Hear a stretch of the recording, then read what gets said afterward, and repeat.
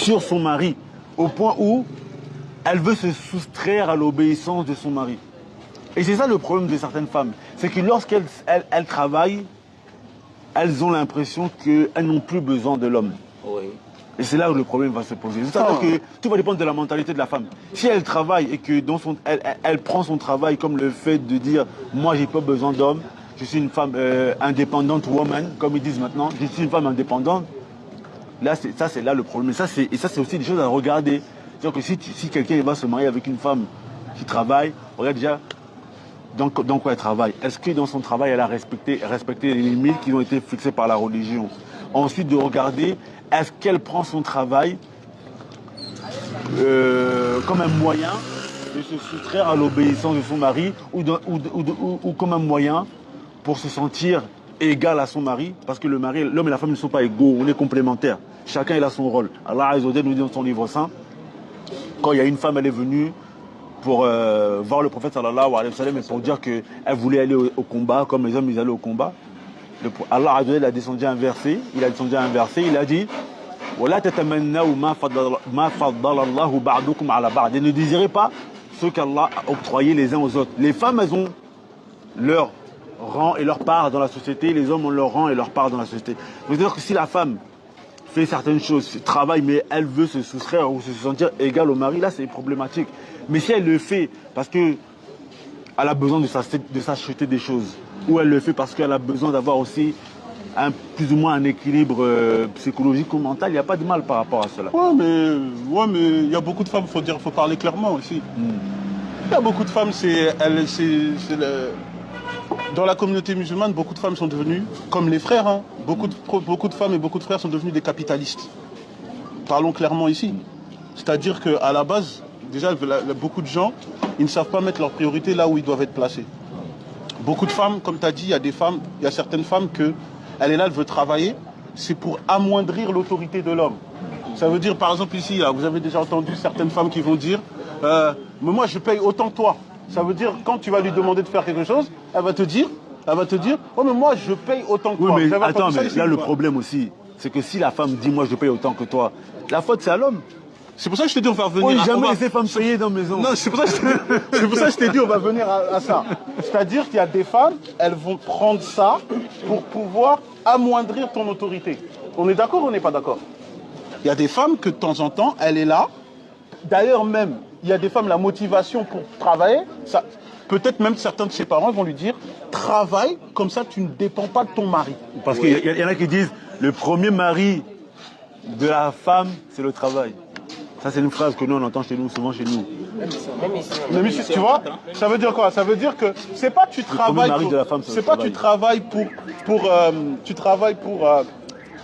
voilà, t'as tes besoins, tu sais que ton mari il a des charges, tu dis bon, laisse, moi pour ça, je m'en occupe.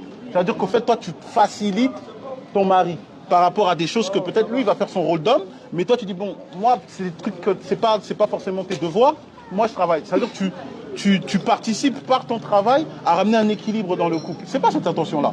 L'intention pour la majorité des sœurs, il faut dire la vérité, c'est que quand elle veut l'argent, c'est pour amoindrir l'autorité de l'homme. Beaucoup de sœurs, c'est ça.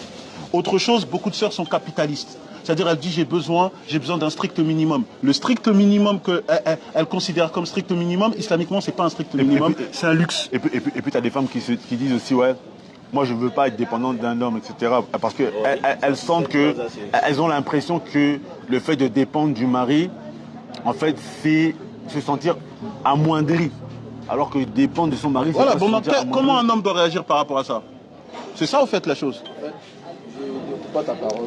Non, je t'écoute, mon frère, on parle. Dernièrement, j'ai entendu une femme dire clairement qu'elle, même si elle trouve son mari dans la difficulté, avec tout ce qu'elle arrive à lui mettre de son mari. Voilà, tu vois, t'entends? Il y a des femmes qui sont arrivées dans la difficulté. Voilà, le frère, il dit quoi? Le frère, il dit, il entend, même si le mari est en difficulté, si elle a l'argent, elle ne va pas aider son mari. Est-ce que tu comprends? Ça veut dire que là, pourtant, Khadija, elle avait l'argent, elle a donné toute sa fortune au prophète sallallahu alayhi wa sallam. On ne dit pas que le prophète sallallahu alayhi wa sallam... En euros, ça faisait combien environ? Plus de 1 million. 12 millions d'euros. Maintenant, la chose, elle est quoi? C'est que le truc, c'est est-ce qu'elle se marie avec toi Ou est-ce qu'elle cherche juste un géniteur? Excusez-moi de parler comme ça. Comme ça. On va mettre ensuite parce que c'est trop calme. Moi, j'aime bien quand ça bouge un peu. Est-ce que... Hein? C'est le titre du mariage qu'elle veut avoir. Oui, Non, tu vois ce qu'il dit? Oui. Tu vois ce qu'il dit? Oui. Il te dit, il y a certaines femmes, le mariage c'est une finalité. Le mariage c'est une finalité. Surtout ici en Afrique, quand tu es marié, tu as un statut. Quand une femme n'est pas mariée, on va lui dire quoi? Elle n'est pas mariée, c'est comme si elle a raté sa vie. C'est-à-dire le mariage c'est une finalité. Et toi maintenant, pour beaucoup de femmes, tu deviens le moyen d'obtenir cette finalité. C'est-à-dire qu'elle, elle a déjà fait son cadre de vie, il lui manque une partie du puzzle, et toi, tu es la partie du puzzle qui manque. Est-ce que je me fais comprendre ici? Mais c'est pas ça le mariage en islam. C'est elle qui est la partie manquante. C'est quoi de parler comme ça? Alors on va me détester ici. On va me détester ici. Mais... La dame, elle dit si elle gagne les moyens, elle va refuser d'aider son mari. Maintenant, elle veut savoir comment ce dernier doit se comporter au fait. Non, déjà, le mari ne doit pas être dépendant de sa femme. Quoi qu'il se passe. Le mari, j'ai compris. Mais ça va dans le choix de la femme. Déjà, une femme qui, elle voit que tu es en galère, mais qu'elle s'en fout royal. Déjà, c'est une femme, est-ce qu'elle t'aime? Parce que moi, plusieurs fois, je me pose la question, est-ce qu'on connaît réellement l'amour?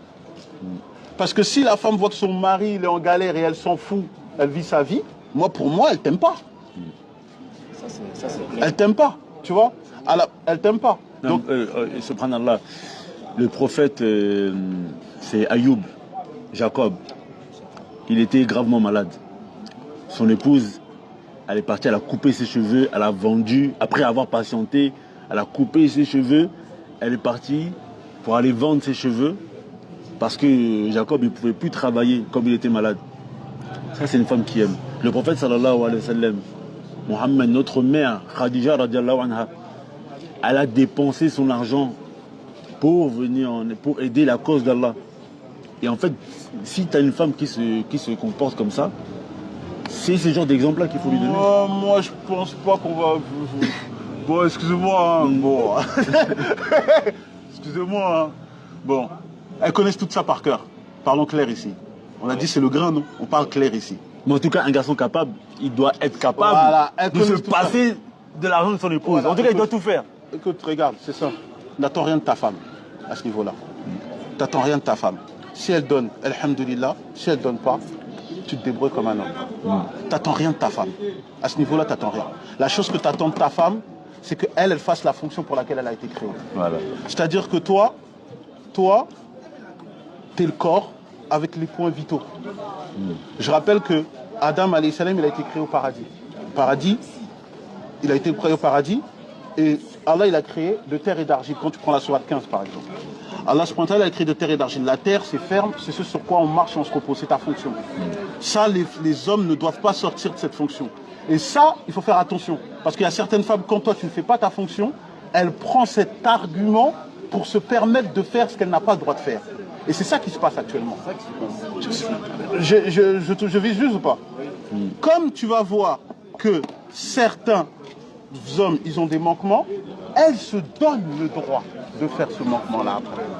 C'est ça le problème. Donc toi, tu fermes toutes les portes. À la base, un garçon capable là, ici, là, il doit montrer qu'il n'a pas besoin de cette aide. En fait, c'est pas la femme en elle-même. Une femme en elle-même, la femme elle est issue de la côte de l'homme. Il me manque une côte. Est-ce que je ne peux pas vivre? Oui. Moi je pose la question. Tous les points vitaux de l'être humain, ils sont où? C'est moi qui les ai, c'est pas elle. Donc ça veut dire que, au fait, toi tu es l'être humain. Elle c'est ta partie manquante. Elle n'est pas un corps, elle est une côte. C'est elle qui a besoin de plus de toi, pas toi. Il faut comprendre ça très vite. Elle a été créée pour que toi, tu sois apaisé. Adam alayhi salam, il est au paradis, il lui manque quelque chose, c'est la femme. Donc la partie manquante, c'est elle qui est la cause qui te permet d'être complet. Mais toi, c'est toi le corps, c'est toi qui as les points vitaux, c'est elle qui a besoin de toi. C'est elle qui a besoin de plus de toi. Par contre, toi, elle est la seule qui peut te ramener la sérénité. C'est la seule qui te permet d'être un être humain à part entière. Mais maintenant, chacun doit rester à sa place. Chacun doit rester à sa place. Ça veut dire que, en fait, toi, tu ne vas pas demander à ta femme qu'elle te ramène les points vitaux, le cœur, tout ça, c'est toi qui les détiens. Est-ce que je me fais comprendre ici? C'est toi qui le détiens. Elle te ramène un apaisement. C'est-à-dire qu'elle doit rester... C'est ça que t'attends de ta femme. Si elle n'a pas ça, si elle ne te ramène pas un apaisement, si elle ne te ramène pas la paix, salam alaikum. On n'a pas besoin d'aller loin. Et même si on va me dire je suis ferme ou chose... Non, c'est ça. C'est-à-dire que si elle ne fait pas la fonction pour laquelle elle a été créée, c'est pas la peine, salam alaikum. Maintenant, le fait que toi, tu fais tes fonctions et qu'elle, au fait, elle te ramène la paix et le lien que tu as avec elle fait qu'au final, si c'est une bonne personne, normalement, elle va t'aider. Parce que si c'est une côte, la côte, elle retrouve son corps. Toi, tu as une mal dans une partie de ton corps. Est-ce que ça va la pénaliser elle-même qui a besoin de ce corps? Si elle n'a pas compris ça, c'est son problème. Elle n'a pas compris ça, c'est son problème. C'est pour ça qu'en fait, les frères, il y a un truc qui est très important, c'est qu'il faut faire attention entre la pulsion, le fait d'avoir des pulsions, comme j'ai montré le verset dans la Sourate 3, verset 14, c'est-à-dire que c'est normal d'aimer les femmes. Ça, c'est normal. Personne ne va venir nous dire c'est pas normal, regarde, une seule femme ne suffit pas, c'est pas normal. On aime les femmes, moi je suis congolais, j'aime les femmes. Moi je suis congolais, j'aime les femmes, laissez-moi aimer les femmes. Maintenant, au paradis, Allah il nous dit quoi? Il nous dit quoi pour nous encourager d'aller au paradis? Il nous dit qu'il va nous donner des femmes. Donc moi je n'ai pas à avoir honte de ma nature. Aujourd'hui on est dans une époque où l'homme, on ne lui laisse pas l'opportunité d'être un homme à 100%. C'est comme s'il doit avoir honte d'être un homme. Non, moi j'aime les femmes. Juste, on doit le faire dans le halal. Maintenant, la femme qui, elle, maintenant, elle, si tu veux, elle ne fait pas sa fonction, à savoir t'apaiser. Il y a deux cas de figure. Soit c'est une ignorante, elle ne connaît pas. À ce point-là, elle ne prend pas la peine de se renseigner. C'est un enseignement que les femmes n'ont pas. Moi, je suis d'accord avec toi. Moi, j'ai constaté que beaucoup de femmes ne savent pas réellement c'est quoi le rôle d'un mari. Moi, elle ne sait pas c'est quoi le rôle d'une femme aussi. Elle ne sait pas c'est quoi le rôle d'une femme, elle ne sait pas c'est quoi le rôle du mari. On a regardé ce qui est dans les films, elle ne sait pas ce qui est le rôle. Maintenant... C'est la télé qui nous éduque aussi, c'est ça le problème. Il y a un autre cas aussi, ça, les femmes aujourd'hui, beaucoup dans les foyers, c'est comme si elles étaient en concurrence avec le mari. Non, ça fait pas. Toi, t'as dit un truc très grave là. Non, c'est réel. T'as dit, regarde ce qu'il a dit. Il a dit, c'est comme si on dirait qu'elles sont en concurrence avec moi, mais c'est réel. Pourquoi elles sont en concurrence avec moi? Parce que c'est le défi, c'est l'époque de maintenant. La femme est en concurrence avec Mais l'homme. en fait, t'entends quoi par c'est comme si elles sont en concurrence avec leur mari, dans quoi? Dans tout. C'est-à-dire que lui, quand il va faire quelque chose, elle va dire moi aussi je peux le faire. Ouais, c'est vrai. Elle va dire moi, tu vas exceller sur une chose. Elle va te dire et pourquoi moi je le ferai pas? C'est ça ou c'est pas ça? Voilà. Voilà. Mais en vérité, la dernière fois, il y avait un frère, il me disait une chose. Et pour revenir au questionnement du frère, quand il disait qu'il y a des femmes qui ne veulent pas aider leur mari, etc. Et pour revenir aussi à ce que tu dis, il y a des femmes qui veulent concurrencer leur mari. Aujourd'hui, là, le sujet du live, c'est les garçons capables. Et je pense que il y a un frère, la dernière fois, il me disait une chose, il me disait qu'une femme, même la femme la plus féministe et la plus indépendante, et la femme qui a le plus de caractère, qui a le plus d'énergie masculine, parce que le caractère à la base, c'est une énergie masculine. Toutes ces femmes-là, face à un homme, elles redeviennent des femmes. Je suis pas tout à fait d'accord. Hein. Franchement, face à un homme, une femme qui fait face à un vrai homme, elle va redevenir une femme. Je suis pas tout à fait d'accord. Dis-nous pourquoi tu n'es pas d'accord. C'est bien. Moi, je suis pas tout à fait d'accord. Pourquoi? Moi, je peux dire là. Naturellement, même, est-ce que l'homme peut donner tout à une femme? Est-ce que l'homme peut? Est-ce que l'homme peut tout donner? C'est quoi tout? Mais il ne doit pas tout donner à une Il femme. ne doit pas te donner une femme déjà. Est-ce qu'il peut même? Comment ça peut? Dans quel sens? C'est-à-dire que, oui, comme ce qu'il veut dire, la capacité, c'est-à-dire par rapport aux priorités. Il y a plusieurs priorités pour pouvoir peut-être satisfaire la femme, normalement, dans un foyer. Mais est-ce que l'homme peut tout donner à la femme? Mais déjà, est-ce qu'une femme est 100% satisfaite?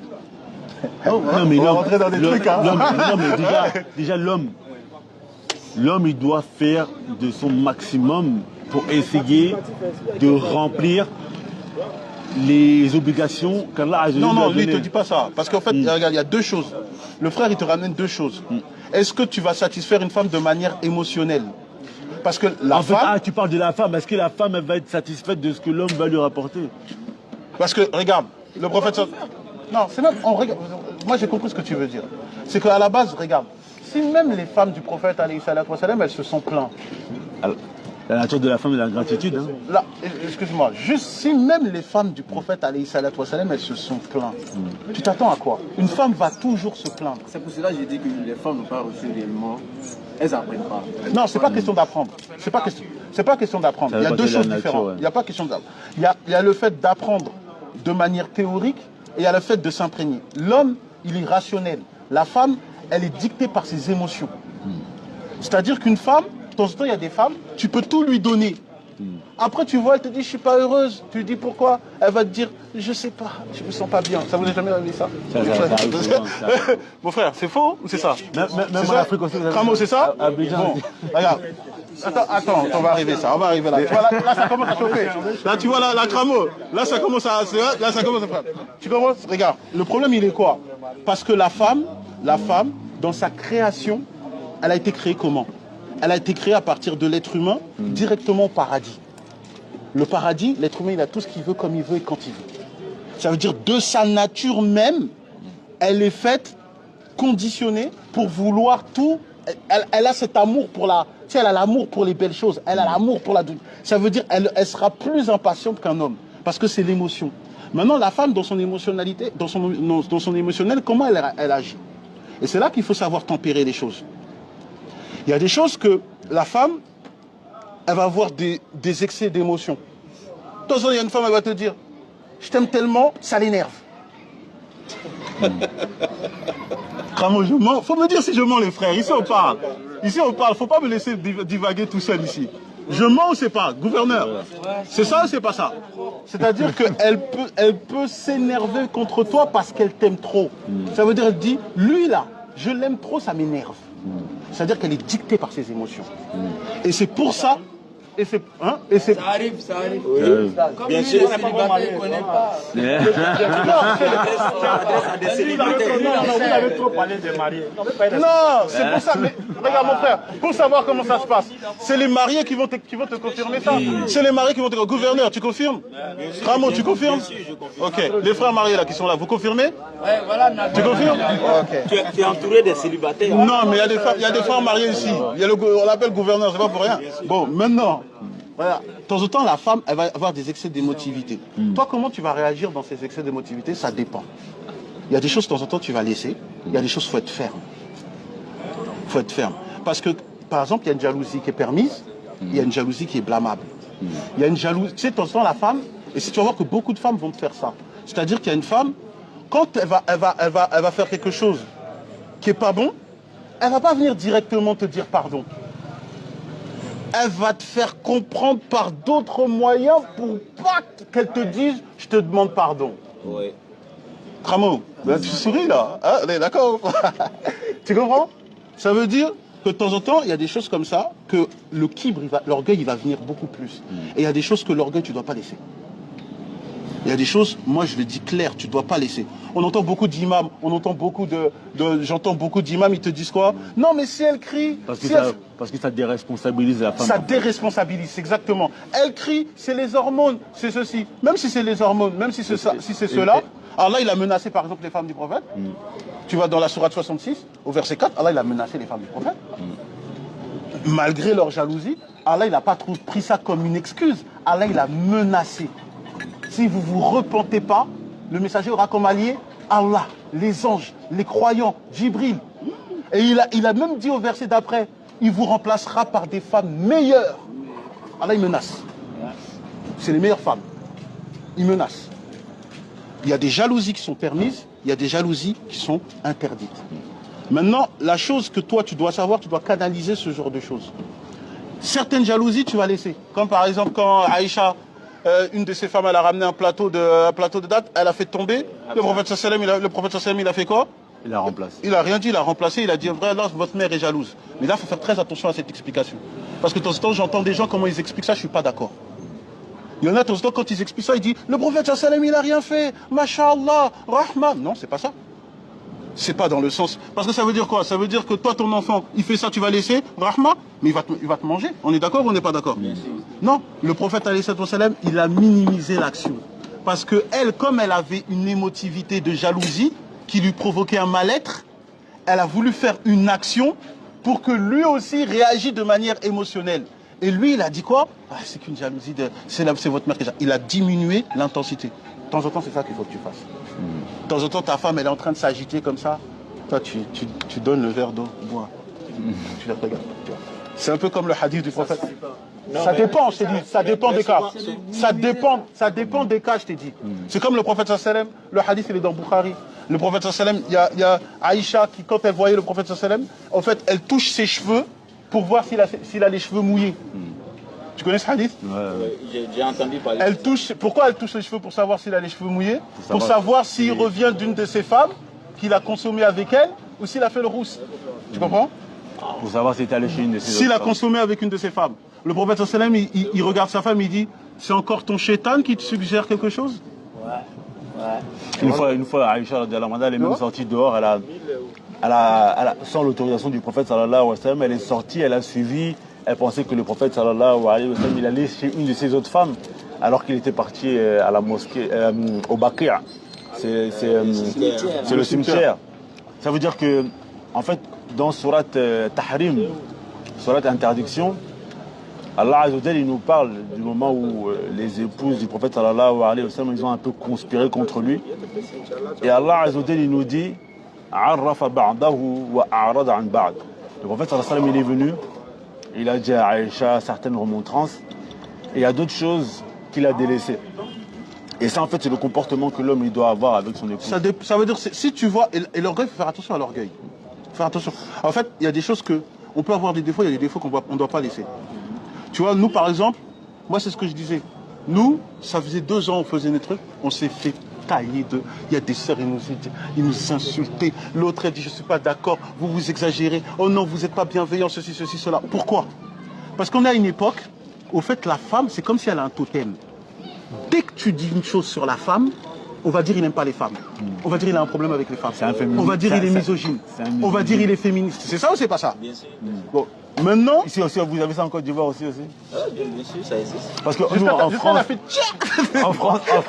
France, on a un gros problème. Oui, mais c'est que la France est encore plus... Voilà, on a eu ce qu'on appelle la féminisation du discours religieux. Ça veut dire que les imams, tous les discours religieux des imams, ils sont en faveur des femmes. Au point où même, t'as un imam, il a fait une vidéo une fois, il a dit l'homme doit obéir à son épouse. Est-ce que Allah dans le Coran dit que c'est la femme qui doit obéir à son mari. Mais lui, il a fait une vidéo pour dire que l'homme doit obéir à son épouse. C'est de la folie, ça. Depuis quand l'homme c'est le tuteur. Allah il dit les hommes ont la prédominance sur les femmes. C'est la femme qui doit être soumise. Même aujourd'hui, là, dire la femme doit être soumise à son mari, aujourd'hui, t'as peur. Oh, ouais, depuis pas peur, hein. Moi, j'ai pas peur. Hein. En grosso modo. La Bible, Ephésiens 5:22, tu t'as dit la sourate 4, verset 30, moi, j'ai pas peur. Hein. Non, mais en grosso modo, aujourd'hui, tu vas voir les imams, ils vont avoir peur de dire ça, oui, ils vont avoir peur que. Parce qu'aujourd'hui, sur les réseaux sociaux, il n'y a que les femmes. Célébrer les mariages, disait que le mariage est dans la main de la femme. Maintenant, aujourd'hui, il y a certaines personnes qui disent que le mariage est dans la main de l'homme. Parce que l'homme doit être en mesure de pardonner beaucoup sa femme, que la femme est comme une aiguille, si tu essaies de la redresser, tu finis par passer. Donc, c'est en clair, c'est montrer que l'homme. Non, après le problème, tu regardes, non, en fait, le problème, c'est parce que la mondialité, parce que les koufars, ils ont fait ça. Ce qu'on doit bien comprendre ici, c'est que, comme j'ai dit, la femme, elle est émotionnelle. L'homme, il est rationnel. Et la femme, au fait, quand une femme, elle est impactée par des mauvaises idées, ça impacte toute la société. L'émotionnel, c'est pas par ça que tu es dirigé. Tu diriges pas une société avec de l'émotionnel. L'émotionnel sert à être comme signe de savoir quelle est la situation de la société.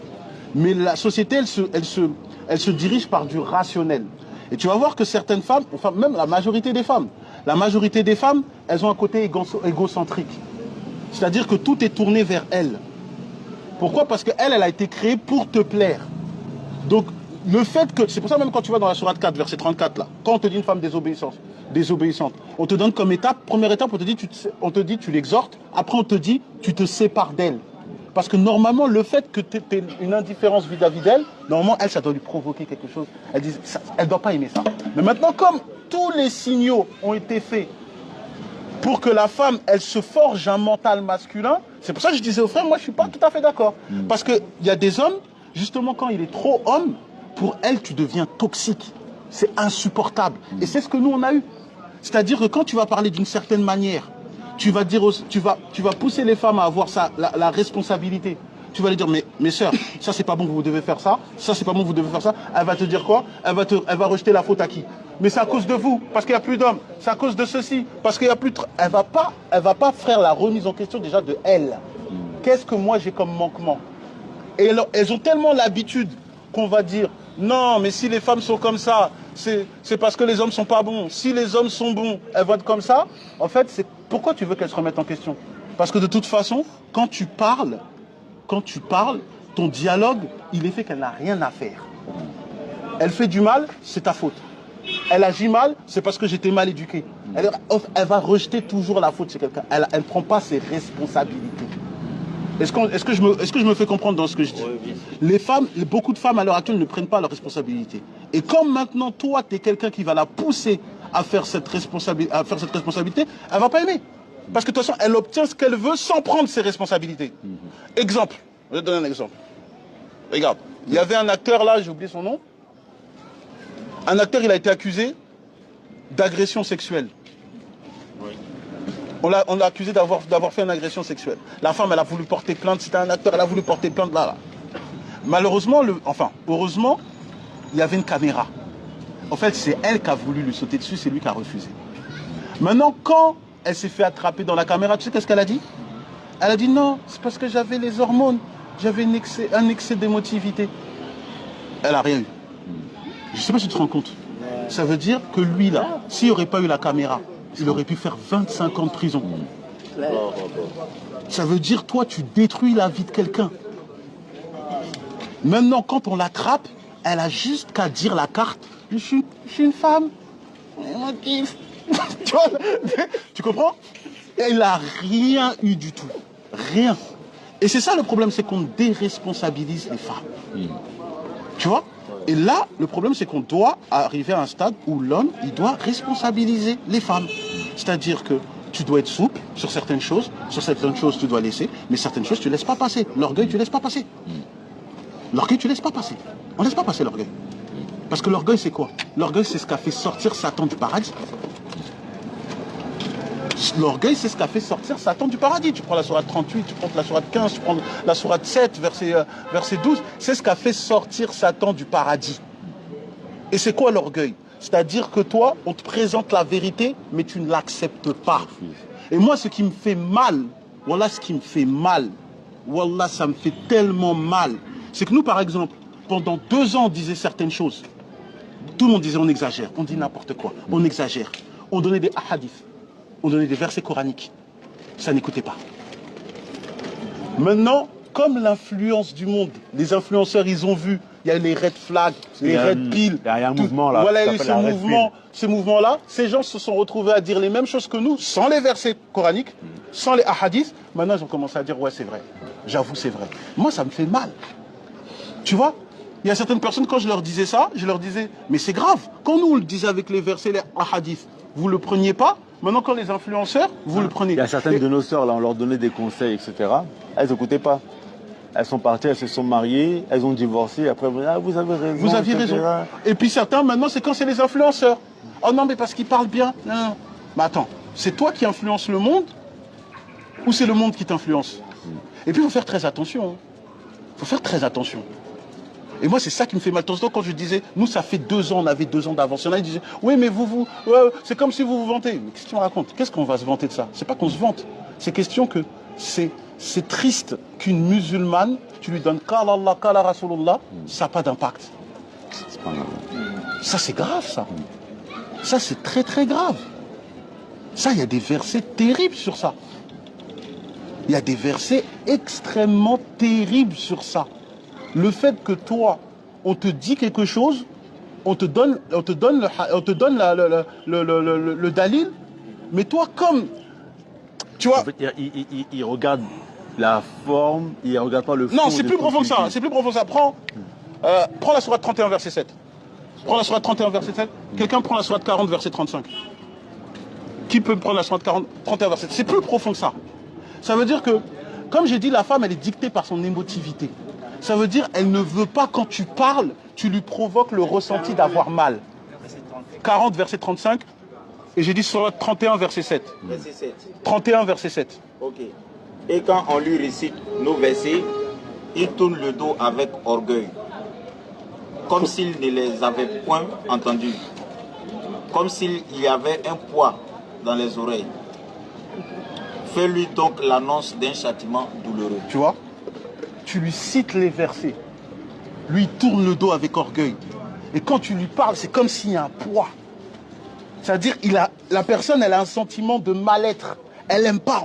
Ça veut dire, si ça va te dire, comme je le sais.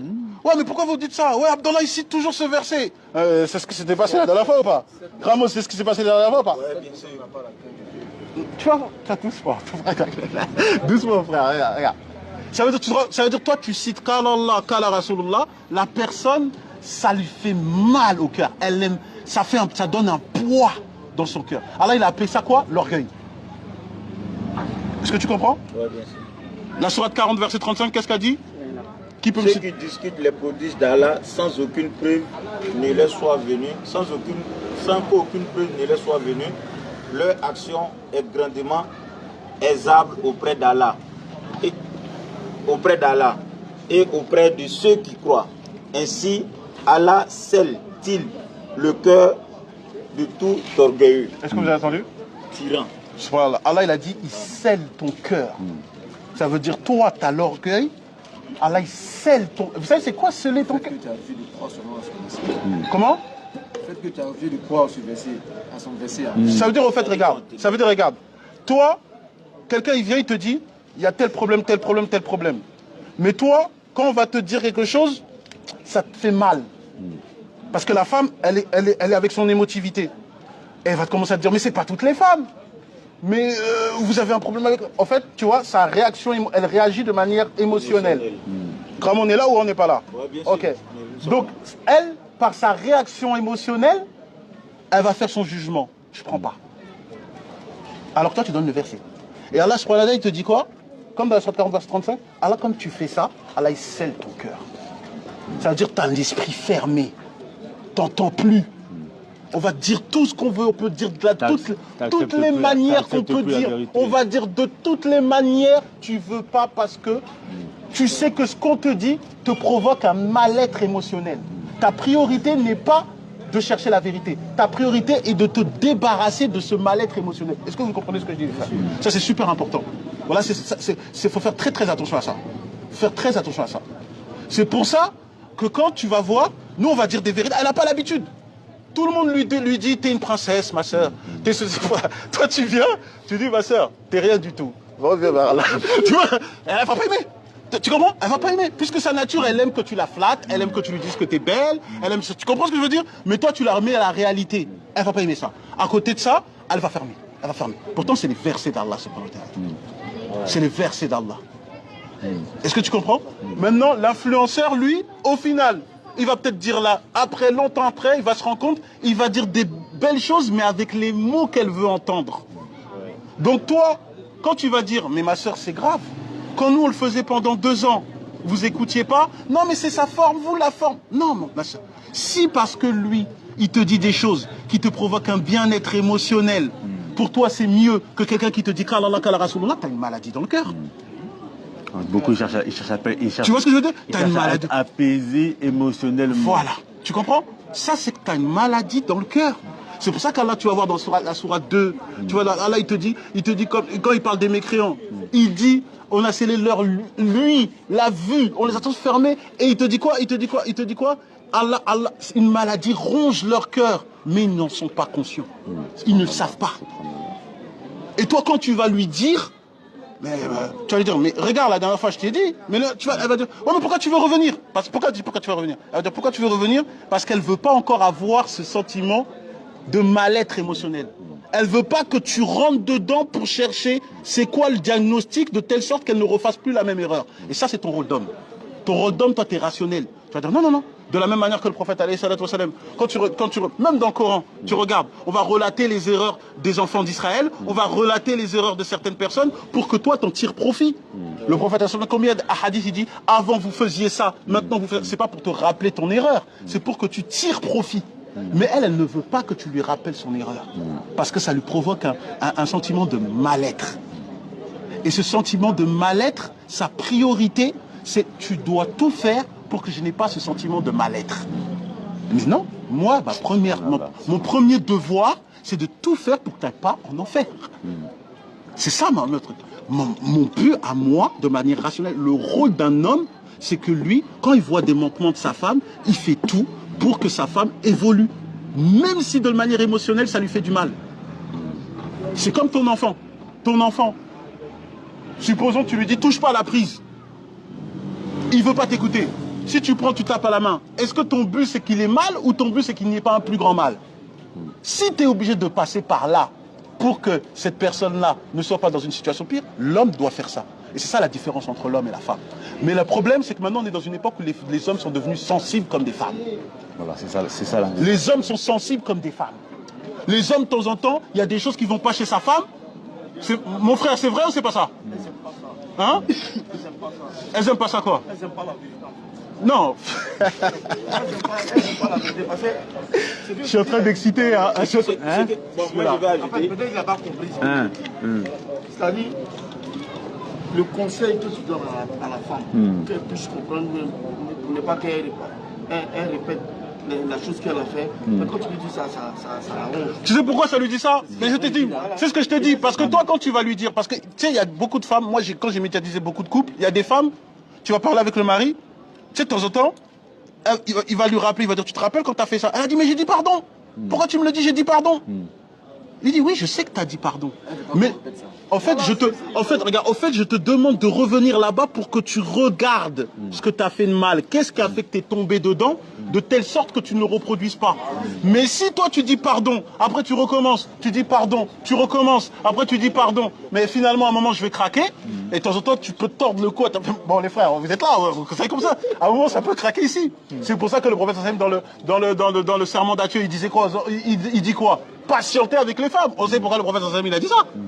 Donc maintenant, la chose que je te dis, c'est que oui, le problème c'est qu'il y a un manque d'éducation. Et quand toi tu vas venir avec des vérités, elles n'ont plus l'habitude. Mes frères, faut qu'on parle clair. Même quand la dernière fois j'ai parlé, pourquoi tout le monde s'est fâché? Parce qu'on n'a plus l'habitude de dire les discours comme ça. Moi, on était dans un mélange, j'ai dit, mais nous on aime les femmes, on veut plusieurs femmes. Il dit ça comme ça, c'est que... Mais pourquoi je dirais pas ça comme ça? Pourquoi je dirais pas ça comme ça? Le prophète Sassam l'a fait. Tu comprends? C'est-à-dire que déjà, il y a des choses que pour elle, c'est devenu culotté de le faire. Parce que dans la mondialisation qu'on est, il y a des critères que tu n'as pas le droit de faire. Tu n'as plus le droit de faire. La femme peut crier maintenant. Alors c'est toi le tuteur. Hein. Tu as dit, motif, laisse-la, c'est une femme. Elle peut crier. Mais toi, si tu cries, mais t'es pas bienveillant. Tu comprends? La sœur qui est venue la dernière fois qui a dit... Si mon mari ne prie pas, est-ce que je peux avoir un moyen pour pouvoir corriger mon mari? Tu comprends? Elle dit, quels sont les moyens coercitifs pour corriger mon mari? Il ne prie pas, c'est moi qui veux le corriger. C'est comme si ton enfant dit, papa il ne prie pas là. C'est moi je veux le frapper pour qu'il prie. Tu comprends non? Et même quand je dis papa, par exemple je dis papa, tu sais qu'il y a des femmes qui vont dire, ouais mais c'est pas mon père.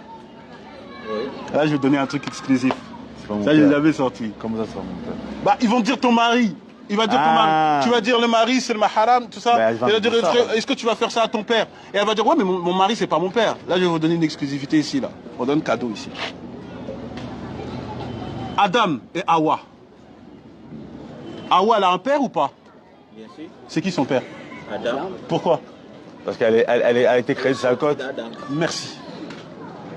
Donc, l'homme, de manière spirituelle, la femme est issue, c'est sa côte. C'est-à-dire quand on dit tu viens de lui, on ne te parle pas de père biologique. C'est pas moi qui parle, hein. Ça, je te donne ça, c'est Ibn al-Qayyim qui parle. Hein. On ne va pas commencer à dire Abdullah, c'est Ibn al-Qayyim qui dit ça. Il te dit la femme elle est issue de toi. C'est comme si tu es son père. Parce que tout ce qu'elle a besoin, c'est toi qui l'as.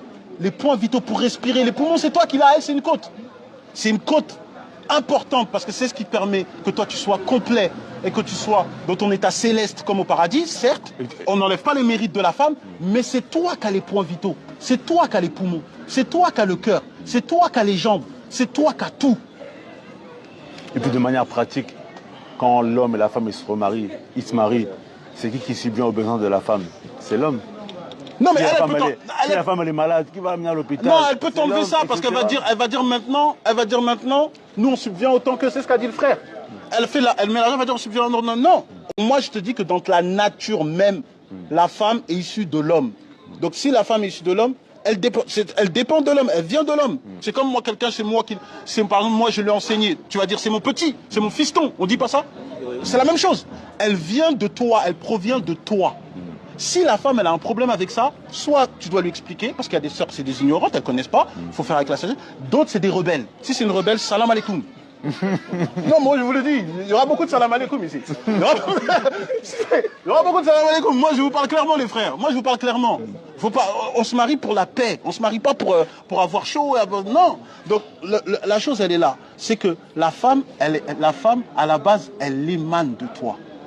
Toute femme qui va dire je n'ai pas besoin d'un homme ou qu'elle croit qu'elle n'a pas besoin d'un homme, ça revient à un être humain qui dit je n'ai pas besoin de l'eau alors qu'il a été créé à partir d'eau. Est-ce que je me fais comprendre ici? C'est bon ou c'est pas bon? Ça revient à la même chose. Maintenant, il faut faire très attention. Prends la sourate 2, verset 165. Ouais, sourate 2, verset 165. Sourate 2, verset 165. Sourate 2, verset 165.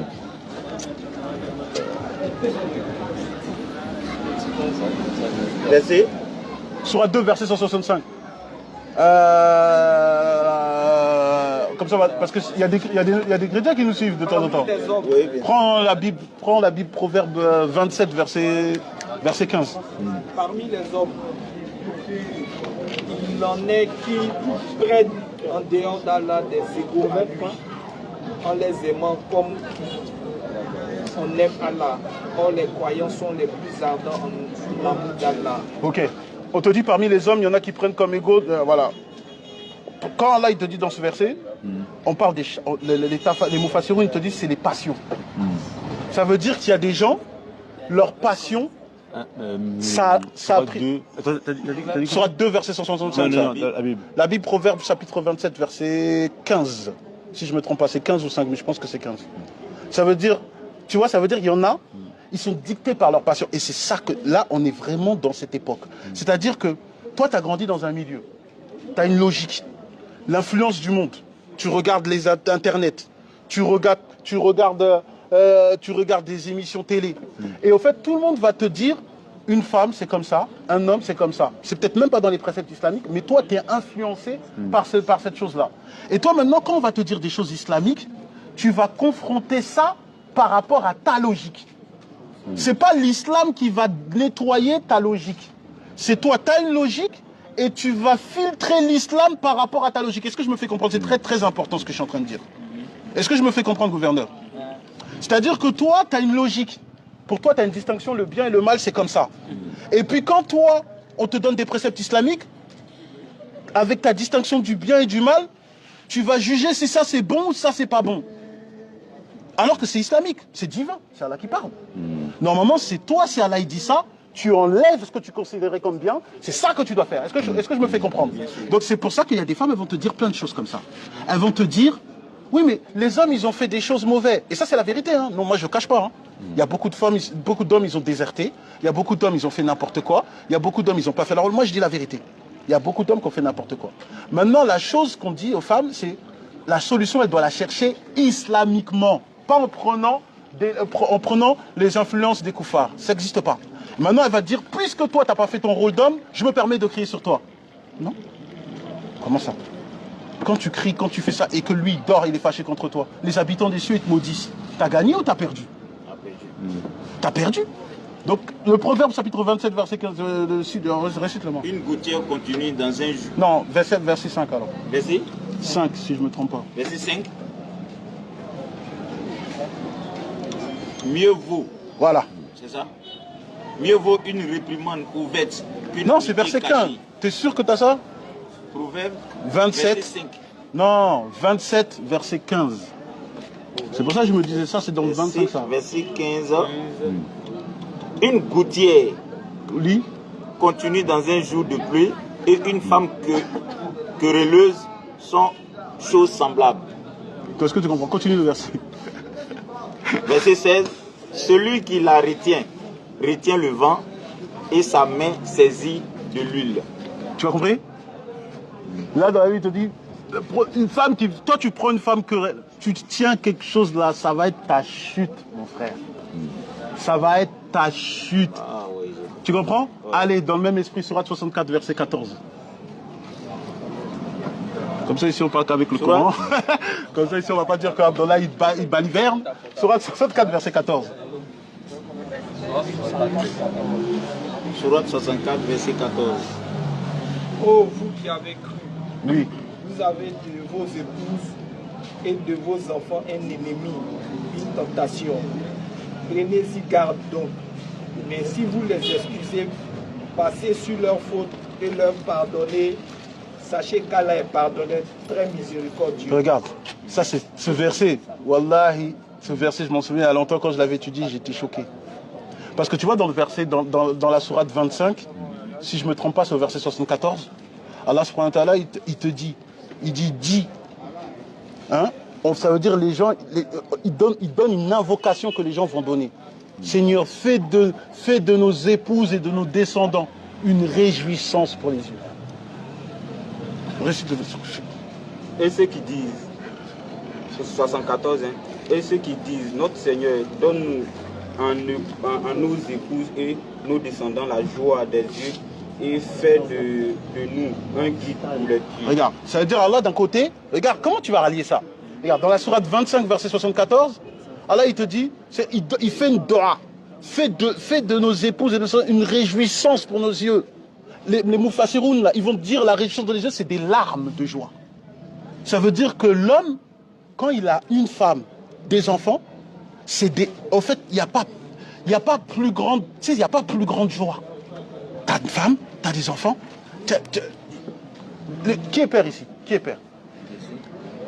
Mon gouverneur. Quand même tu as passé une journée difficile, tu rentres chez toi, ta femme elle vient te sourire, ton enfant il te dit papa, toi ça t'enlève pas tous tes soucis? Ça décharge. Ça décharge tout. Maintenant, ça veut dire quoi? Pourquoi? Parce que tu as retrouvé ta partie manquante. C'est ça. La partie de toi qui te manquait, tu l'as retrouvée. C'est ça la fonction de la femme. C'est ça. Celle qui ne fait pas cette fonction, vous connaissez ça? C'est quoi? Merci. Maintenant, merci. Voilà, merci.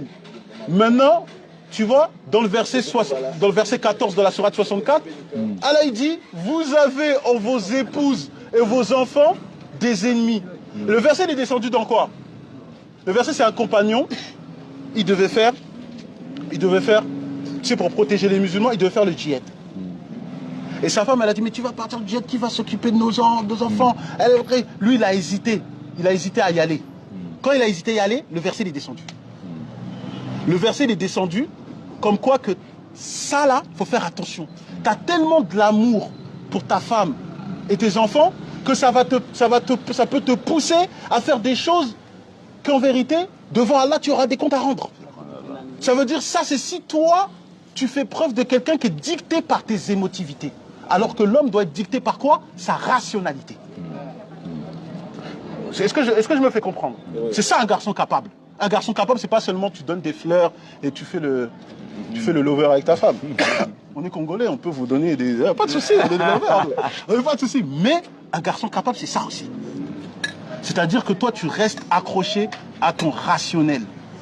Mais regarde ce verset, comment il est stupéfiant. Il y a un hadith où le prophète sallam, il y a plusieurs hadiths. Il y a le hadith, il est dans Bukhari wa Muslim, où il y a quelqu'un qui est venu, il a dit, Ya Rasulallah, moi je veux faire le djihad.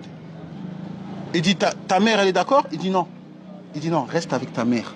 Ce sera ça ton djihad. Tu vas voir l'autre version qui est dans le Mousnad de l'imam Ahmed et dans les Sunan d'Abu Daoud. On te dit quelqu'un qui venait du Yémen. On dit, j'ai laissé mes parents pour faire le djihad, pour défendre les musulmans. Le prophète il a dit, tes parents, ils étaient d'accord? Il dit non, j'ai laissé ma mère en train de pleurer. Il a dit, retourne là-bas, c'est là-bas ton djihad, et fais en sorte de les faire rigoler. Maintenant, regarde bien. D'un côté, dans le verset que j'ai cité, on te dit, ta femme, tes enfants, ennemis, si t'empêches de faire le djihad. Ta mère, que tu ailles avec elle, c'est du djihad. Pourquoi? Voilà pourquoi les frères. Essayez de chercher. C'est là qu'on va revenir à ce que je veux dire. Ta mère, le prophète sallam, il donne à un compagnon, il voulait faire le djihad, il dit à ce compagnon-là, ta mère elle veut pas, tu restes avec ta mère, c'est ça le djihad, c'est ton djihad. Un autre compagnon, il vient du Yémen, il dit je suis venu pour aider les musulmans, le prophète sallam, il dit tes parents tu les as laissés, ils voulaient pas, il dit non, ils voulaient pas, ma mère pleurait, il dit retourne là-bas et fais-la rigoler, c'est ça ton djihad. Maintenant, comment tu vas expliquer que pour la mère, elle peut empêcher, et la femme et ses enfants, on te dit, hein, c'est vos ennemis. Eux, ils vont vous faire sortir de... Comment tu expliques ça? C'est lourd, hein? Hein? C'est du lourd. C'est toujours lourd, non? C'est le Coran, c'est toujours lourd. C'est islamique. Mais pourquoi? Pourquoi la mère? Parce que la mère, tu sors de la mère. Tu lui dois, tu es redevable. Tu sors de la mère. C'est elle qui t'a mis au monde. De la même manière que la femme sort de qui? L'homme. Merci, les gars. Donc celle qui a passé, on dit quoi encore? Salam alaikum. C'est ça, c'est ça. En fait, c'est ça. Que chacun reste à sa place. L'homme, bien entendu, qu'il doit chérir sa femme, il doit faire tout de la même manière qu'un parent. La mère, l'amour que l'homme, il doit avoir. Regarde, l'amour que la mère a pour son enfant, c'est-à-dire qu'elle préfère même se faire du mal à elle plutôt que son enfant il a mal. C'est ça ou c'est pas ça? Oui. Normalement, un homme normalement constitué, sa femme c'est la même chose. Si la femme elle a pleinement sa fonction, il va se couper, se priver de manger pour que sa femme elle mange. La réjouissance, comme je t'ai donné dans le verset, c'est comme ça. La fitra, la nature saine, c'est ça. Celui qui n'est pas comme ça, ce n'est pas un garçon capable. La nature saine, c'est ça. Mais de l'autre côté, la femme, de la même manière que toi, tu es redevable envers ta mère, que tu sais que tu ne vas pas dépasser les limites, il y a un cadre, tu ne sors pas de ce cadre, parce que tu sais ce que tu fais. La femme, c'est la même chose avec le mari. C'est pour ça que le prophète, il a dit quoi? Le prophète, il dit quoi? Il a demandé à une femme, est-ce que tu es mariée? Elle a dit oui. Elle a dit, est-ce que tu veilles aux droits de ton mari? Elle a dit, je veille dans ce que je peux supporter, ce que je ne peux pas supporter, je ne veille pas. Le prophète, il a dit, fais attention à ce que tu fais. Veille bien envers tes obligations vis-à-vis de ton mari. Parce que ton paradis, ton mari, c'est ton paradis ou ton enfer. C'est Abdallah. Oh, vas-y. C'est Abdallah, non? Merci. J'ai une question. Parce qu'avant-hier, j'ai fait un débat avec une causerie religieuse avec un grand frère de quartier. Il a dit que lui veut épouser une femme qui déjà dans sa famille, elle a reçu un bon comportement. Elle s'habille bien, elle n'a pas de problème avec ça. Et si lui, il a eu la chance de marier cette femme, il peut décider un jour de sortir avec la femme mère, il décide qu'elle porte une culotte et ils vont ensemble au restaurant. Une culotte c'est quoi? Culotte c'est quoi? Pantalon? Culotte. Jupe, il parle de jupe. Décide que... Donc elle est voilée et lui il veut enlever le voile pour qu'elle mette une jupe. On appelle ça un déus. Culotte, c'est pantalon coupé. Pantalon coupé. Bon, bref, on voit ça à Aura quoi. On voit ça à Aura. Ok, d'accord. Parce que en France, culotte là c'est un sens différent. Parce que lui c'est sa femme qui l'a marié, qu'elle doit forcément accepter. Non, ça c'est faux déjà parce que aucune la femme ne doit pas se marier avec lui. Aucune désobéissance à la Ils sont déjà mariés en fait. Aucune obéissance à la créature dans la désobéissance au créateur. Voilà. La femme Non ne mais doit pas ça c'est des hommes. Ça aussi, mais pourquoi les hommes ils sont comme ça? Ça aussi c'est la faute des hommes. Moi franchement, moi je suis désolé, moi j'ai mal avec ça. Tu sais, il y a un problème qu'on a, nous les musulmans maintenant, que je suis choqué. Il y a des gens de temps en temps, ils vont à la mosquée, toutes les prières, ils vont à la prière, ils vont tout le temps à la mosquée, ils sont là, ils prient, ils connaissent des sourates, ils font tout, mais ils n'ont pas de jalousie. Et puis les critères de leur femme, c'est bizarre. Toi, tu as 10 ans, tu as 15 ans de digne, tu veux une femme qui est des mini-jupes. Mais t'es bizarre. Non, il faut pas rigoler avec ça. Parce que tu sais pourquoi il ne faut pas rigoler avec ça? Parce que ça veut... Non, tu sais pourquoi il ne faut pas rigoler avec ça? Parce que, en fait, le Coran, quand tu lis le Coran, le Coran, ça peut être une preuve contre toi. Ça veut dire que toi, si toi tu apprends le Coran, t'apprends, mais de manière théorique, t'apprends, mais en vérité ça n'a pas d'impact sur toi, c'est que toi, tu as le cœur noir.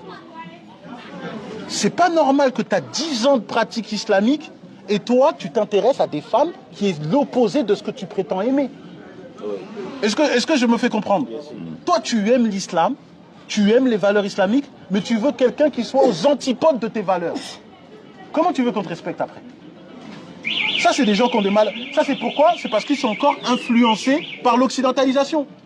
Ça veut dire que, en fait, l'islam, c'est juste, tu assaisonnes un peu, bah, je suis quand même un peu musulman, en fait, tu réconfortes ta conscience. Voilà, mais t'es complexé, t'aimes toujours la dunya. Oui. T'aimes toujours la dunya. Et puis, il faut faire attention, c'est que le prophète sallallahu alayhi wa sallam, il a dit dans un hadith que parmi les hommes qu'Allah ne va pas regarder au jugement dernier, c'est le déyus. Le déyus, c'est l'homme qui n'a pas de jalousie envers son épouse. Ça veut dire que ton épouse, elle aime les culottes, là, comme vous dites, toi, ça ne te dérange pas. L'homme, il faut qu'il fasse attention. Le prophète sallallahu alayhi wa sallam, il a dit, vous êtes tous des bergers, vous serez tous questionnés sur l'orgueil de votre berge. L'homme, il va être questionné sur son épouse. La manière comment ton épouse, elle s'habille, là, toi, tu peux prendre des péchés aussi à cause de ça. Bon, sur ça, moi, je vais poser une question. Par rapport, bon, ma question, c'est à double tranchant, quoi. Parce qu'on parle des hommes capables. Donc, si on parle des hommes capables, est-ce que un homme qui est capable, c'est que c'est en islam, c'est quelqu'un qui peut prendre plusieurs épouses? Toi, tu veux me mettre dans les soucis, toi, hein? Non, ma question, tu vas comprendre la question. C'est quelqu'un qui peut prendre plusieurs épouses. Mais là, je parle d'un homme qui a une épouse et qui veut peut-être se mettre avec une deuxième. Et la première lui dit, si tu prends, je sors du cadre du mariage. Là, en tant qu'un homme capable, qu'est-ce que tu dois faire? L'homme capable, il peut prendre deux d'un coup, hein. Mais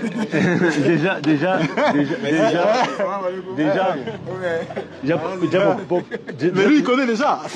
Dans la polygamie, déjà, il y a un problème, c'est que là, on parle de l'homme capable, ouais, parce que, voilà. Non, mais avant de répondre à ça, déjà, il faut savoir que les hommes, aujourd'hui, on idéalise beaucoup la polygamie dans le sens où, quand les gens ils pensent à la polygamie, généralement, quand un homme il dit « je veux prendre une deuxième femme », pour beaucoup d'hommes, hein, on pense avec le pantalon, c'est-à-dire que c'est les envies charnelles qui nous conduisent. Mais il faut savoir que le côté charnel dans la polygamie, c'est un côté qui est limité. Et avant de se lancer dedans, en fait, il faut voir les choses en grand. Comprendre que la polygamie, c'est des charges en plus. La polygamie, c'est une femme, ça fait mal à la tête parfois. La polygamie, c'est la polygamie, c'est encore plus de mal de tête. Donc il faut que les hommes, lorsqu'ils pensent à la polygamie, pensent au côté charnel, mais pensent aussi. Oui, il a raison.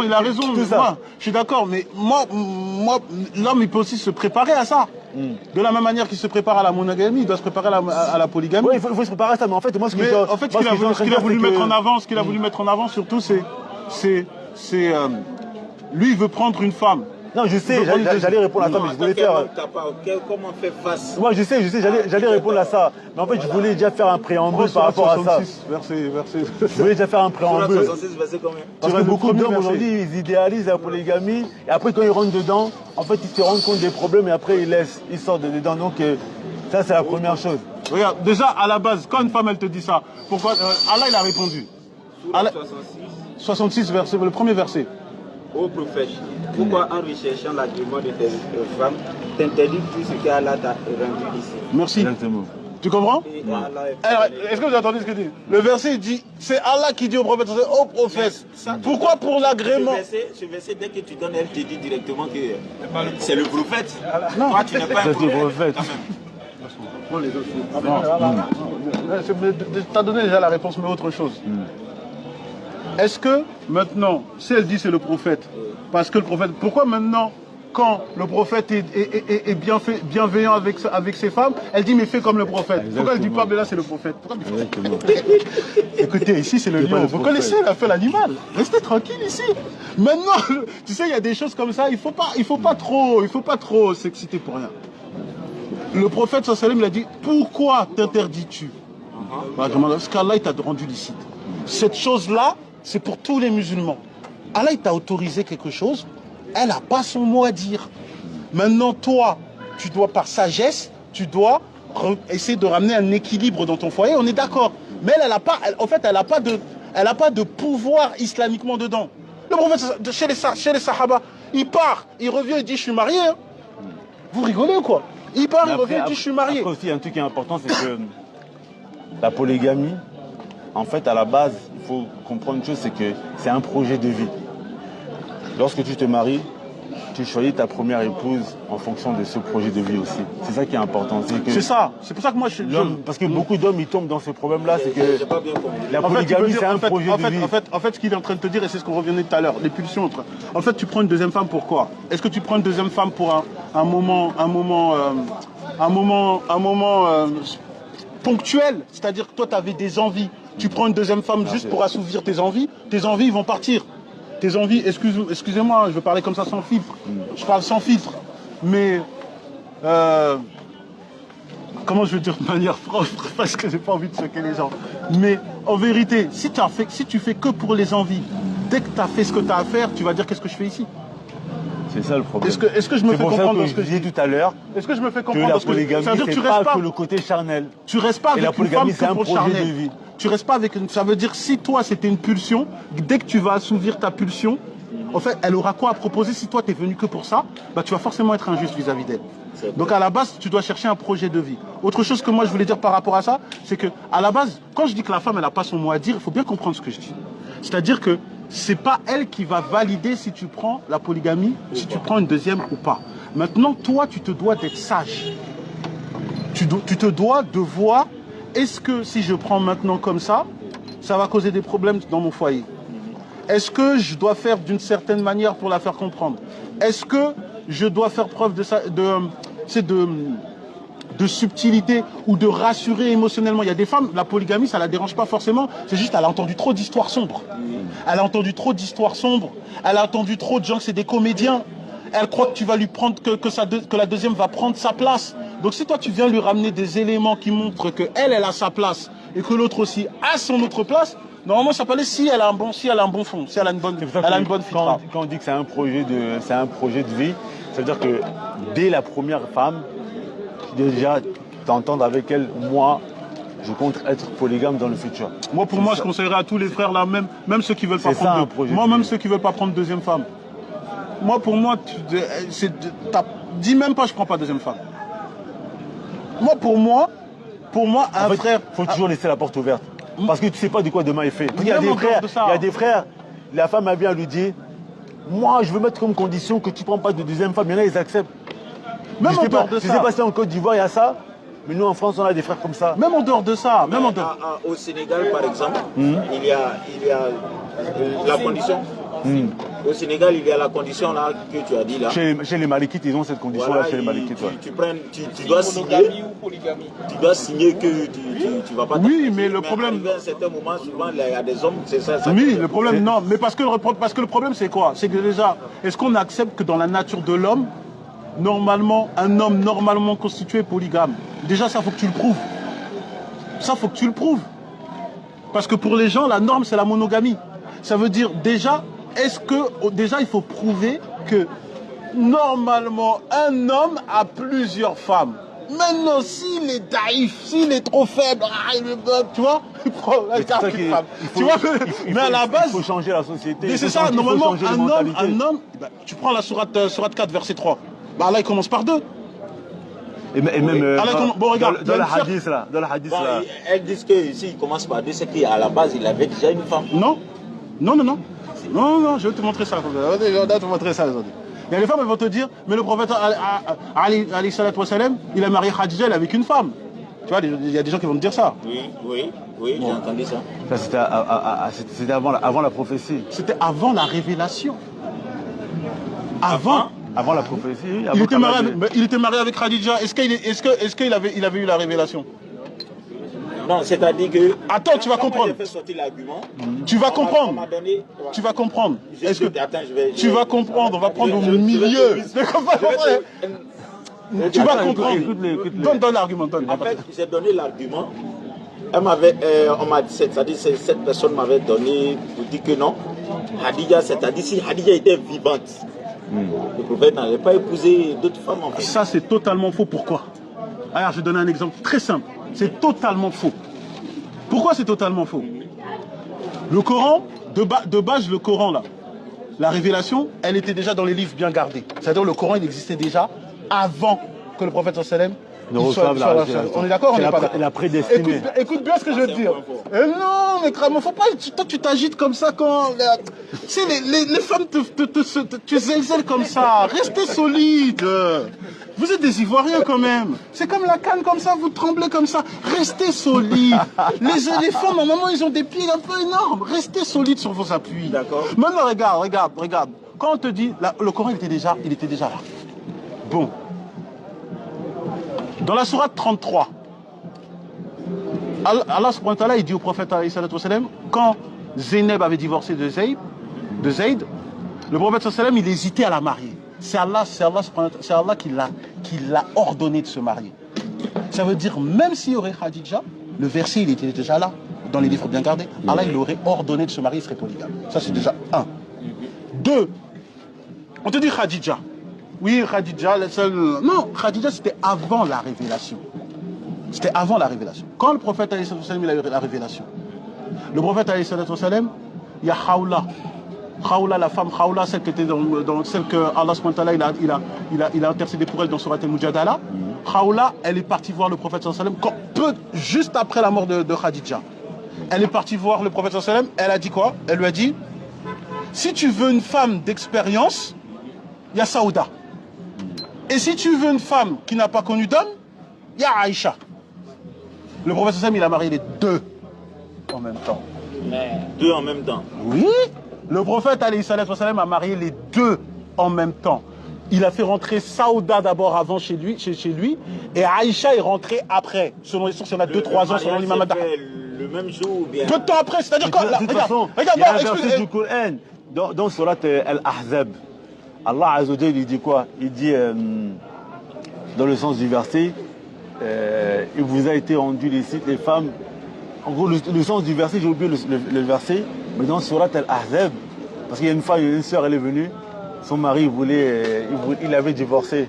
Son mari l'avait divorcé, donc son mari voulait la reprendre, mais en même temps, il voulait marier une deuxième femme en même temps. La sœur vient me voir, elle me dit, moi, mon mari, il veut me reprendre, et en même temps, il veut marier une autre femme. Elle me dit, est-ce que c'est illicite? Je dis, bien sûr, il a le droit de vous marier vous deux en même temps. Non, ça, il a le droit, mais moi, ce que je voulais te dire, dire, c'est que le prophète, il a marié Saouda, peut-être après, il a marié Aïcha, c'est en même temps. C'est comme, en fait, la femme, elle vient, elle te dit, j'ai celle-là ou celle-là. Lui, il dit, je prends les deux. C'est fini. Ici, c'est fini. Donc, c'est le prophète, donc le verset là, c'est ça. Tu comprends, non? Et Saouda est rentrée dans sa maison avant Aïcha. C'est juste ça la... Aïcha, c'est la troisième. Voilà, c'est avant Aïcha. Mais sinon, c'est-à-dire la femme vient, elle dit j'ai celle-là à te proposer ou celle-là. Lui, il a pris les deux. C'est-à-dire après la révélation, il a marié deux. Comme le verset commence dans Surat An-Nisa au verset 3, ça commence 2. Donc si vous êtes des vrais garçons capables, mais attention, il faut être prêt les gars. Faut être prêt les gars. Faut être prêt les gars. Mais ça, c'est pas un problème. Il faut avoir les jetons. Pas forcément, hein, Surat 24, verset 32. Oui, faut pas forcément. Surat 24, verset 32. Oui, c'est pas forcément, faut pas forcément avoir le jeton. Ah bah, la moindre chose quand même. Prends Surat 24. Voilà. Le verset c'est Ya ayyuhan nabi. Attends. Voici ça. Attends, pendant que tu cherches, va dans le verset. Surat 24, verset 32. Mariez les femmes d'entre vous et les gens de bien parmi vos esclaves, hommes et femmes. S'ils sont besogneux, Allah les rendra riches par sa grâce. car la grâce d'Allah est immense. Qu'est-ce que dit? Ici, on dit les célibataires, c'est-à-dire les femmes. Non, regarde. Allah, il dit marier les besogneux parmi vous, Allah les enrichira. Ibn Omar, Abdallah Ibn Omar, il disait ça. Nous cherchions à nous enrichir par le biais du mariage. Quand le prophète sallam, il y a le hadith, on te dit, oui, il y a le prophète sallam, il te donne quoi? Il y a quelqu'un qui est venu à Rasulullah, je suis pauvre. Il dit à Rasulullah, je suis pauvre. Le prophète sallam, il a dit, marie-toi. Il s'est marié. Il dit à Rasulullah, je suis encore plus pauvre. Il dit, marie-toi une deuxième fois. Regarde. Le hadith c'est faux. Hein. Non, je te ramène le hadith avec la sellette. Il dit c'est faux, il dit c'est fort. C'est fort. Regarde. Tu m'as dit on peut pas marier deux. Regarde, je vais te dire quatre. Regarde. Il a dit marie-toi. Il a dit mais je suis encore plus pauvre. Il a dit marie-toi troisième fois. Il a dit ya Rasulullah, je suis vraiment... Marie-toi quatrième fois. Et quand il s'est marié, il a dit ya Rasulullah, je suis devenu riche. Le professeur a souri, il a dit certes le mariage est une cause d'enrichissement. Le mariage est une cause d'enrichissement. Mais maintenant on te dit, mais je te dis non, maintenant on te dit pas, maintenant il y a des conditions dans le fiqh, on te dit pas t'es clochard. Non mais en fait parce que les gens font pas la différence entre les gens font pas la différence entre la pauvreté et la capacité. Non, j'ai saisi, mais en fait la capacité en fait, tu peux être quelqu'un qui n'a pas beaucoup d'argent mais tu as la capacité. Donc il y a la capacité, il y a le fait de ne pas avoir beaucoup d'argent. La capacité ici c'est quoi? La capacité c'est d'avoir le moyen de les prendre en charge. Ça veut dire par exemple déjà que tu as un foyer. Il y a des fuqaha, ils vont te dire que tu as un foyer et que tu as minimum pour la nourrir. Pour la nourrir, il y en a ils vont te dire une semaine. Il y en a ils te disent si tu as pour les nourrir une semaine, tu peux. C'est la capacité et le fait que les femmes là, elles acceptent la condition. Parce qu'on n'a pas entendu ça. Parce que ici, maintenant on est à une époque où c'est quoi?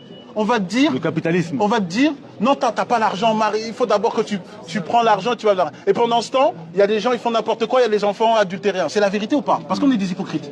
On veut pas se dire la vérité ici. Donc si je vous comprends bien, le célibat, c'est pas... Les célibataires, c'est pas vraiment...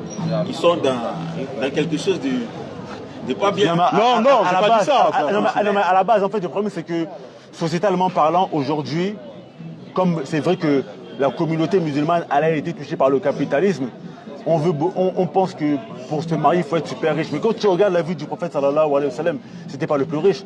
Il a choisi d'être comme ça. Aïcha radhiyallahu anha, tu n'as pas l'argent, tu ne peux pas marier.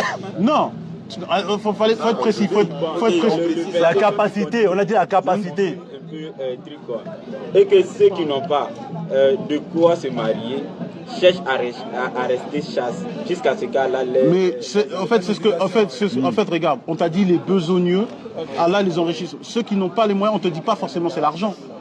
Faut pas croire que c'est que l'argent. En fait, il y a quelque chose qui est très grave. C'est que, en fait, on réduit la capacité de l'homme à ce qu'il a dans les poches. Mais c'est grave ça. Regardez comment. Oui, mais malheureusement c'est ça. Mais est-ce qu'on va être des fatalistes ou on va s'éduquer islamiquement? On s'éduque islamiquement. Parce que regarde. Sourate 9, verset 108. Sourate 9, verset 108. Sourate 9, verset 108 si je ne me trompe pas. Ok, d'accord.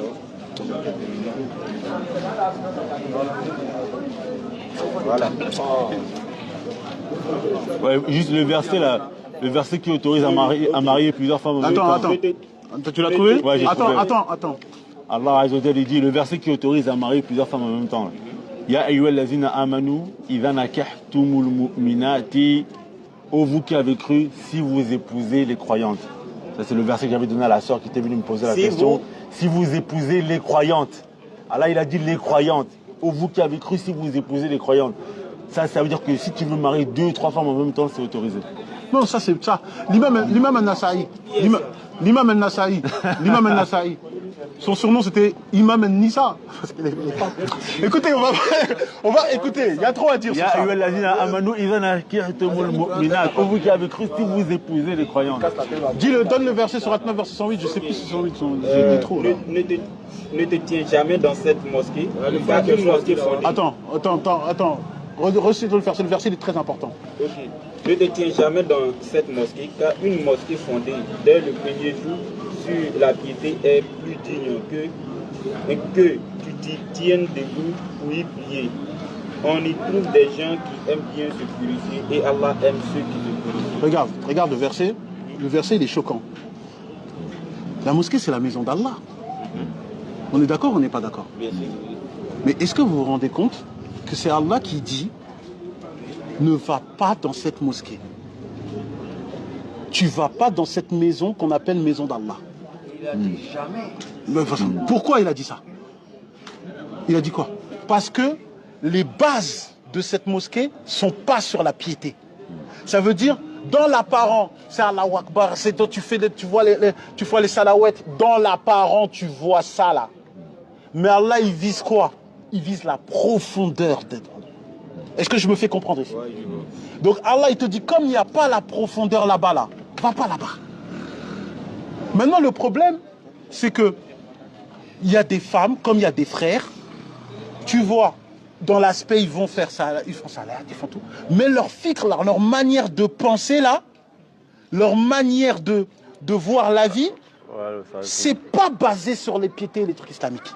T'es arrivé? C'est basé sur le monde, mais ils le décorent avec l'islamique. Donc si déjà la mosquée, on dit va pas là-bas. Ces gens-là, on va aller vers eux? On dit quoi alors? Salam alaikum. Salam alaikum. C'est tout ce qu'on dit.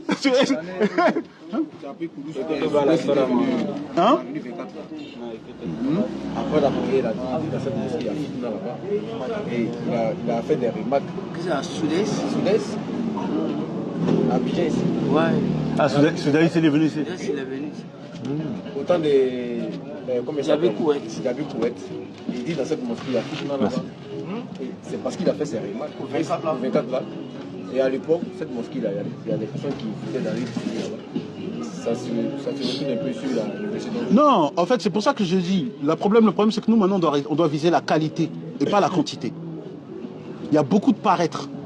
Il y a des sœurs, elles sont voilées, il y a des frères, ils ont la barbe, mais ils n'ont rien de spirituel. Il n'y a rien d'islamique, qu'Allah me pardonne. Mais c'est la vérité. C'est la vérité. Ça veut dire, il y a des personnes que tu vas voir, elle est là, c'est juste l'apparent. Mais tu sens pas la profondeur islamique. Si toi déjà, nous on se bat ici, il faut dire la vérité les frères, on se bat. Il y a des choses, c'est difficile. Toi, ta femme, elle est là pour quoi?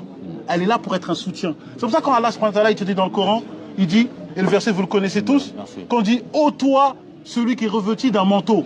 Allah il commence ce verset comme ça. Oui, exactement. Pourquoi il te dit ça? Pourquoi il dit ça Allah? Parce que c'est qui a revêtu le manteau? Khadija. Oui, c'est Khadija. Ah oui, c'est le prophète alayhi salam, il reçoit la révélation. Il a peur. Sa femme, elle recouvre le manteau. Oh ouais, c'est elle qui... Ça veut dire que la femme, elle est là pour épauler. En plus, elle le réconforte avec des Elle le mots. réconforte. Et tu vas voir les tafassirs de cette sourate, il te dit que le prophète sallam, il a dit à sa femme, il dit, Ya Khadija, le temps du repos est terminé. Ça veut dire que le prophète alayhi salam, il implique sa femme dans sa mission. Et Allah subhanahu wa ta'ala, lorsqu'il dit, ô toi le revêtu d'un manteau, il y a des mufassiroun, ils te disent quoi? Ils te disent, ça là, c'est comme si c'est pour faire un clin d'œil à Khadija. Ô toi qui as le soutien de ton épouse. Est-ce que tu vois ça? Ouais, c'est profond. C'est fort ou c'est pas fort? Ouais, c'est fort. Nous, on veut des femmes comme ça. S'il n'y a pas ça. Il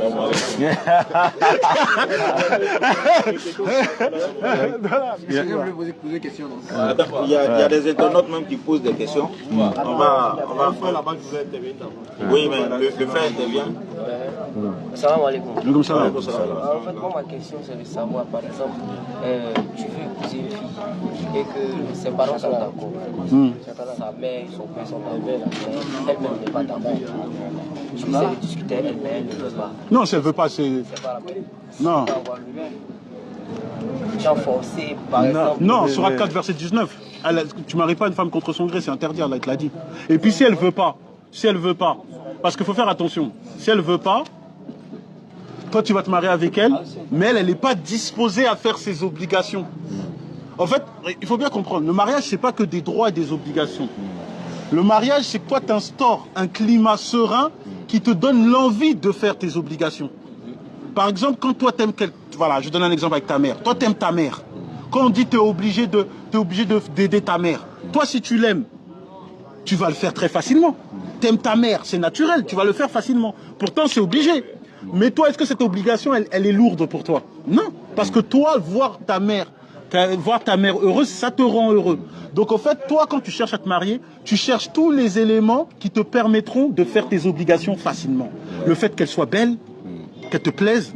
C'est pour ça que le prophète, lorsqu'il y a un compagnon qui est venu voir, il a dit, ya Rasulallah, je me suis marié. Il a dit, est-ce que tu as vu cette femme-là? Il a dit non. Il a dit, va voir ce qui t'incite à te marier. De temps en temps, il y a des gens, ils disent des bêtises là. Non, c'est que la piété. Toi, tu regardes le physique. Oui, je regarde le physique. Mais attends. Et attends. Qu'est-ce que c'est? Mais attends. Le physique, c'est important. Mais pourquoi se marier avec une femme qui mais mon frère, ici on est à Abidjan, c'est ça. On est à Abidjan. C'est pas toutes les sœurs qui sont voilées, on est d'accord ou pas? Il y a des sœurs qui serrent le pagne, mes frères. On va dire la vérité ici. Il y a les sœurs qui serrent le, il y a des femmes qui serrent le pagne. Donc si toi maintenant, tu baisses les yeux.